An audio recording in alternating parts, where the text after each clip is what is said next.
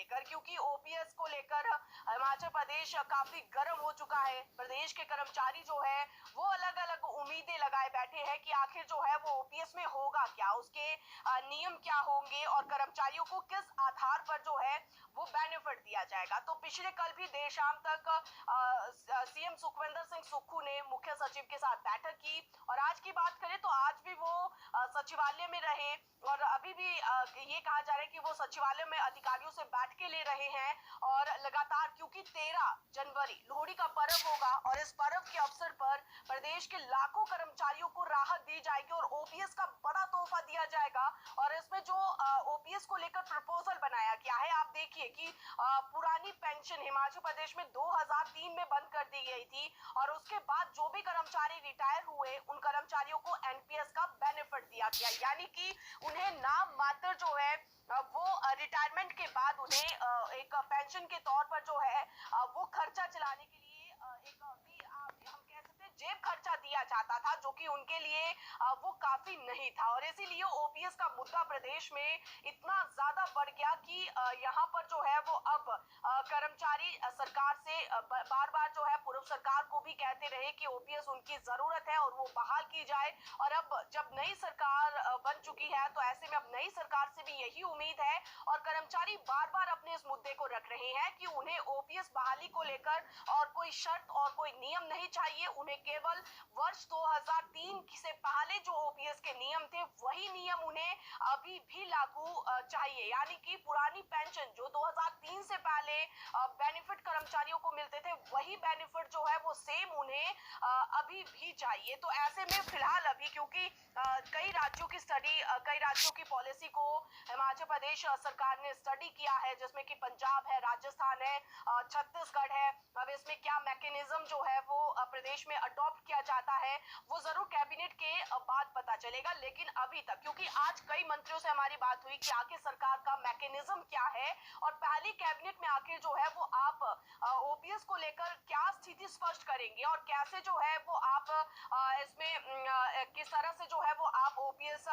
कर्मचारियों को देंगे, तो उसको लेकर जो है वो मंत्रियों ने भी कहा, क्योंकि हिमाचल प्रदेश की आर्थिक स्थिति बहुत खराब है, 75,000 करोड़ का जो एक कर्जा है वो प्रदेश पर है। तो ऐसे में कर मंत्रियों ने भी संकेत दिए कि ओपीएस को लेकर जो है वो सैद्धांतिक मंजूरी जो है वो इस पहली कैबिनेट में दी जाएगी, क्योंकि ओपीएस को लेकर उन्होंने घोषणा की थी। तो ऐसे में इस घोषणा के अनुसार जो है वो ओपीएस का मामला पहली कैबिनेट में ही सुलझाया जाएगा। इसमें ऑर्डर किए गए हैं। एनटीटी भर्ती को लेकर अगर हम देखें तो जो 2 साल का या 1 साल का जिसका भी पुराना डिप्लोमा है, जिनका पिछली बार भी जब बीजेपी सरकार के दौरान इनकी भर्तियां करने की कोशिश की गई तो ये कहा गया कि जो एफिलिएशन होगी एनसीटी से उन्हीं को एलिजिबिलिटी देंगे। एफिलिएशन वाले लोग बहुत कम मिले थे। बहुत सारे राज्यों से जो सर्टिफिकेट लेके आए थे लोग, वहां पे भी दिक्कत थी क्योंकि उनको भी वहां परमिशन नहीं थी, उनकी भी जो एफिलिएशन वहां नहीं थी। ऐसे में जो प्रारंभिक शिक्षा विभाग निदेशक को इस तरह के मामलों में जांच के निर्देश दिए गए हैं और नर्सरी टीचर ट्रेनिंग कोर्स के लिए जल्द ही नीति बनाने की सलाह भी दी गई है। प्रेजेंटली राज्य सरकार की ओर से कोई पॉलिसी नहीं है, जो भी ट्रेनिंग करवा रहे हैं वो किसी और माध्यम से करा रहे हैं। इसी वजह से जो अब नई भर्तियों में एक बात बहुत क्लैरिटी के साथ हो जाएगी कि अब एनटीटी की जो नई सरकार ने डिसीजन लेना है भर्ती को लेकर, तो उस भर्ती में जो ये लोग हैं जो इन इंस्टीट्यूशन से लोग पढ़े हुए जो फ्रेशर हैं एनटीटी वाले वो ऐड नहीं हो पाएंगे, ना वो एलिजिबल इसमें हो पाएंगे। तो ये बड़ा बदलाव आएगा इस ऑर्डर की वजह से। अभी हमें इंतजार करना पड़ेगा कि जहां तक ये मामला है खासकर भर्तियों का, वो कब से शुरू होता है।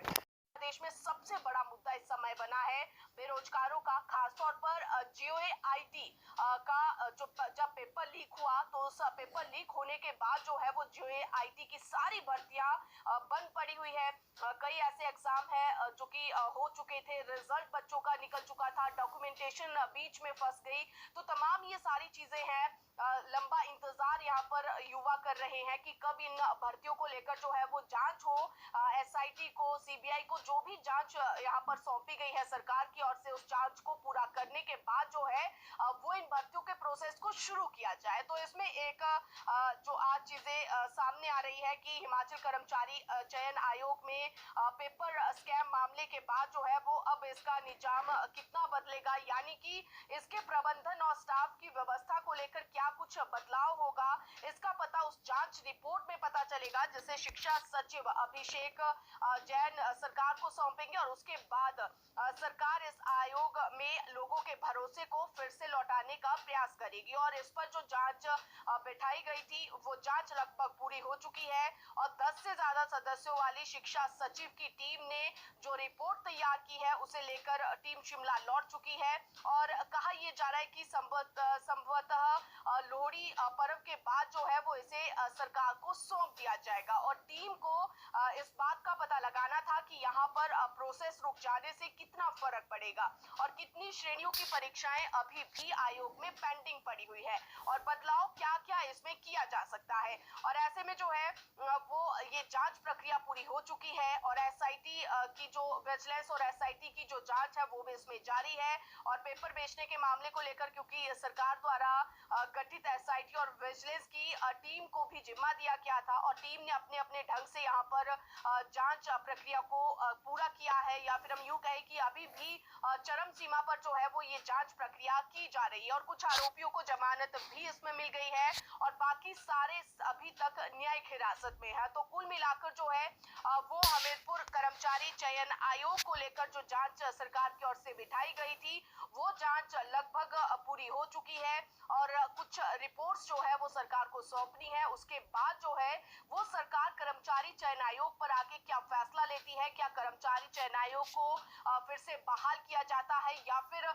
जो परीक्षाएं यहाँ पर अभी तक आयोग में पेंडिंग पड़ी हुई थी या उन परीक्षाओं को दूसरे संस्थान के